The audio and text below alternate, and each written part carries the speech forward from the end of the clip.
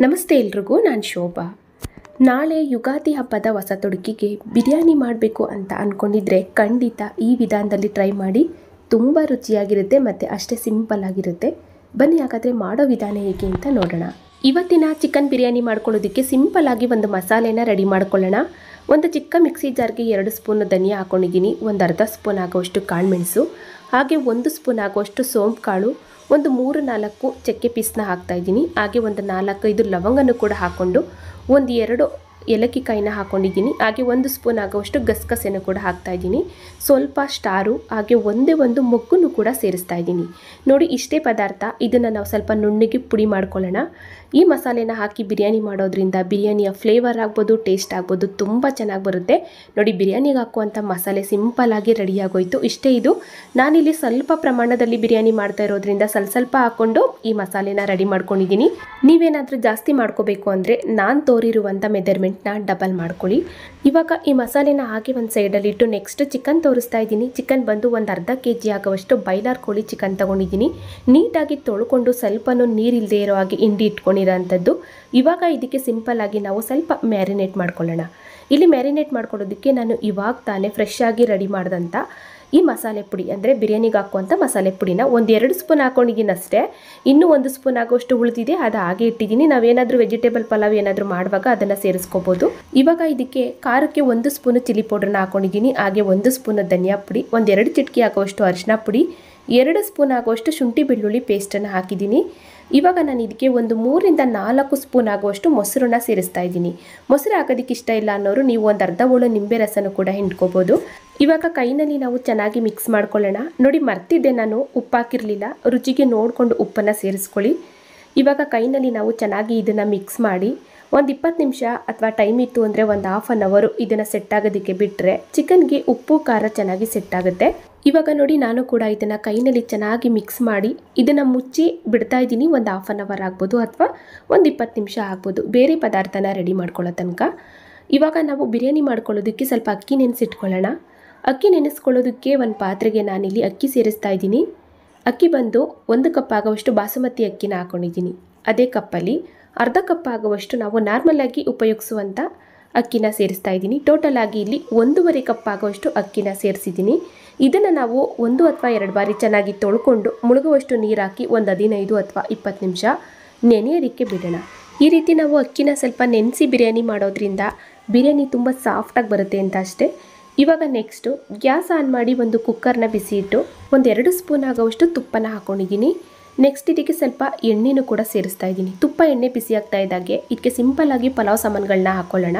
1-2 star, ಮೊಗ್ಗು, ಪಲಾವ್ ಎಲೆ, ಚಕ್ಕೆ ಮತ್ತು ಸ್ವಲ್ಪ ಸೋಂಪು ಕಾಳು ಹಾಕ್ಕೊಂಡಿದ್ದೀನಿ ಅಷ್ಟೇ.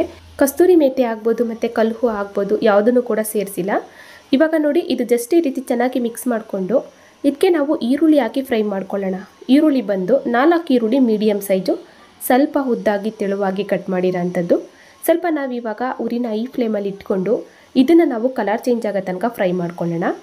ಈ ರೀತಿ ನಾವು ಈರುಳ್ಳಿನ ಚೆನ್ನಾಗಿ ಫ್ರೈ ಮಾಡಿ ಬಿರಿಯಾನಿ ಮಾಡೋದ್ರಿಂದ ಬಿರಿಯಾನಿಗೆ ಒಂದು ಒಳ್ಳೆ ಟೇಸ್ಟು ಮತ್ತು ಫ್ಲೇವರು ಕೂಡ ತುಂಬ ಚೆನ್ನಾಗಿ ಬರುತ್ತೆ. ಇವಾಗ ನೋಡಿದ್ರಲ್ಲ, ಉರಿನ ಐ ಫ್ಲೇಮಲ್ಲಿ ಇಟ್ಕೊಂಡು ನಾನು ಕೂಡ ಈರುಳ್ಳಿನ ಈ ರೀತಿ ಫ್ರೈ ಮಾಡ್ಕೊಂಡಿದ್ದೀನಿ. ಇಷ್ಟಾದರೆ ಸಾಕು. ಇವಾಗ ನಾವು ಇದನ್ನು ಚೆನ್ನಾಗಿ ಒಂದು ಸಲ ಮಿಕ್ಸ್ ಮಾಡಿಕೊಂಡು ಇವಾಗ ಇದಕ್ಕೆ ನಾನು ಖಾರಕ್ಕೆ ಒಂದು 3 ಮೆಣಸಿನ್ಕಾಯಿನ ಸೇರಿಸಿದ್ದೀನಿ. ಏಕೆಂದರೆ ಚಿಲ್ಲಿ ಪೌಡ್ರನ್ನು ಕೂಡ ಹಾಕಿದ್ದೀನಿ ಚಿಕನ್ ಮ್ಯಾರಿನೇಟ್ ಮಾಡುವಾಗ, ಮತ್ತು ಮಸಾಲೆ ಪುಡಿ ರೆಡಿ ಮಾಡ್ಕೊಳ್ಳುವಾಗ ಸ್ವಲ್ಪ ಕಾಳು ಮೆಣಸು ಕೂಡ ಹಾಕಿದ್ದೀನಿ. ಹಾಗಾಗಿ ಮೆಣಸಿನ್ಕಾಯಿನ ಸ್ವಲ್ಪ ಕಡಿಮೆ ಹಾಕ್ಕೊಂಡಿದ್ದೀನಿ. ಹಾಗೆ ಟೊಮೊಟೊ ಹಾಕಿದ್ದೀನಿ. ಟೊಮೊಟೊನೂ ಕೂಡ 2 ಟೊಮೊಟೊ ಮೀಡಿಯಮ್ ಸೈಜು, ಒಂದು ಅರ್ಧ ಹಿಡಿ ಆಗುವಷ್ಟು ಕೊತ್ತಂಬರಿ ಸೊಪ್ಪು, ಹಾಗೆ ಒಂದು ಅರ್ಧ ಹಿಡಿ ಆಗುವಷ್ಟು ಪುದೀನ ಸೊಪ್ಪನ್ನು ಕೂಡ ಹಾಕಿ ಎಣ್ಣೆಯಲ್ಲಿ ನಾವು ಚೆನ್ನಾಗಿ ಫ್ರೈ ಮಾಡ್ಕೋಬೇಕು. ನಾವು ಹಾಕಿರುವಂಥ ಟೊಮೊಟೊನೂ ಕೂಡ ಎಣ್ಣೆಯಲ್ಲಿ ಫ್ರೈ ಆಗಬೇಕು. ಹಾಗೆ ಕೊತ್ತಂಬರಿ ಪುದೀನೂ ಕೂಡ ಸ್ವಲ್ಪ ನಾವು ಚೆನ್ನಾಗಿ ಫ್ರೈ ಮಾಡ್ಕೊಳ್ಳೋಣ. ಈ ರೀತಿ ಫ್ರೈ ಮಾಡಿಕೊಂಡು ಇದಕ್ಕೆ ನಾವು ಆವಾಗಲೇ ಉಪ್ಪು ಖಾರ ಹಾಕಿ ಚೆನ್ನಾಗಿ ಮಿಕ್ಸ್ ಮಾಡಿ ಇಟ್ಟಂಥ ಈ ಚಿಕನ್ನೆಲ್ಲ ಸೇರಿಸ್ಕೊಳ್ಳೋಣ.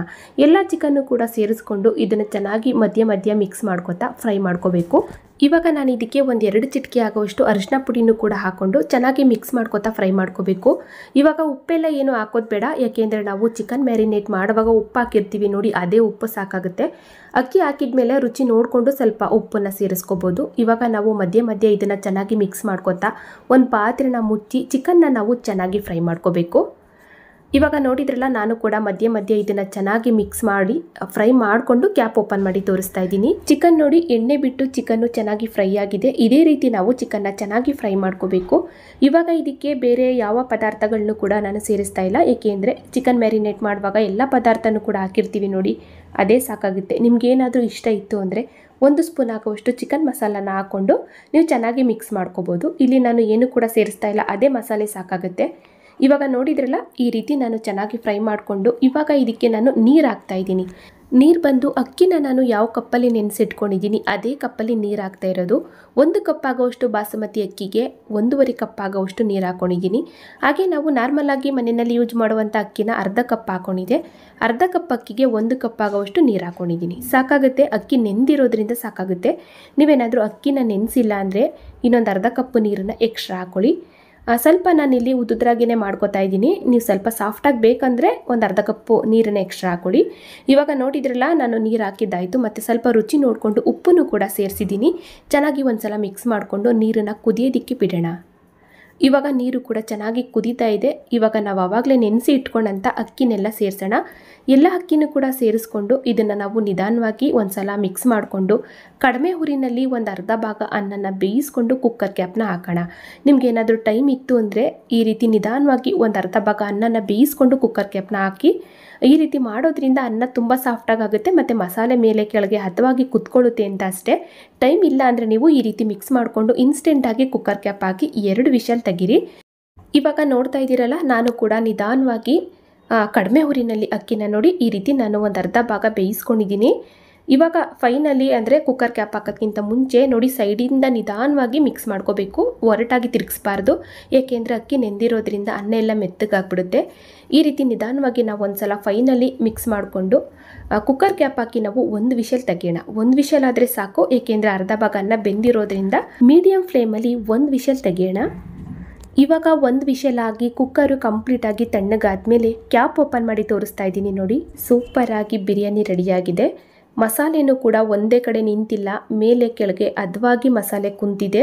ಅನ್ನನೂ ಕೂಡ ಉದುದ್ರಾಗಿ ತುಂಬ ಸಾಫ್ಟಾಗಿ ರೆಡಿಯಾಗಿದೆ ನೋಡಿ. ಇಷ್ಟೇ, ಇದು ಸಿಂಪಲ್ಲಾಗಿ ಒಂದು ಸಲ ಮಿಕ್ಸ್ ಮಾಡಿಕೊಂಡ್ರೆ ಆಯಿತು. ತುಂಬ ರುಚಿಯಾಗಿರುತ್ತೆ. ಅಷ್ಟೇ ಸುಲಭವಾಗಿ ಇದನ್ನು ರೆಡಿ ಮಾಡ್ಕೋಬೋದು.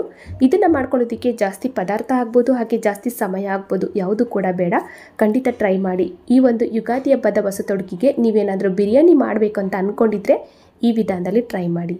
ಇವಾಗ ಫೈನಲಿ ಬಿರಿಯಾನಿ ಅಂತೂ ರೆಡಿ ಆಯಿತು. ಇದ್ರ ಜೊತೆಗೆ ಒಂದು ಚಿಕನ್ ಗ್ರೇವಿ ಆಗ್ಬೋದು ಅಥವಾ ಒಂದು ಮೊಸರು ಗೊಜ್ಜಾಗ್ಬೋದು ಇತ್ತು ಅಂದರೆ ತುಂಬ ರುಚಿಯಾಗಿರುತ್ತೆ. ಖಂಡಿತ ಟ್ರೈ ಮಾಡಿ. ನೋಡಿದ್ರಲ್ಲ ಫ್ರೆಂಡ್ಸ್, ಇವತ್ತಿನ ಈ ಸಿಂಪಲ್ ಆದ ಒಂದು ಚಿಕನ್ ಬಿರಿಯಾನಿ ರೆಸಿಪಿ ನಿಮಗೆಲ್ಲ ಇಷ್ಟ ಆಯಿತು ಅನ್ಕೋತೀನಿ. ಇಷ್ಟ ಆದರೆ ಲೈಕ್ ಮಾಡಿ, ಶೇರ್ ಮಾಡಿ. ಹಾಗೆ ಇದೇ ರೀತಿ ಇನ್ನಷ್ಟು ಈಜಿ ರೆಸಿಪಿಗಳಿಗಾಗಿ ನೋಡಿ ತಿಳಿ ಮಾಡಿ ಕಲಿ ಚಾನಲ್ನ ಸಬ್ಸ್ಕ್ರೈಬ್ ಮಾಡ್ಕೊಳ್ಳಿ. ಹಾಗೆ ಬೆಲ್ ಬಟನ್ನು ಕೂಡ ಕ್ಲಿಕ್ ಮಾಡಿ ಮತ್ತು ನಿಮ್ಮ ಅನಿಸಿಕೆನ ಕಮೆಂಟಲ್ಲಿ ತಿಳಿಸಿ. Thank you for watching.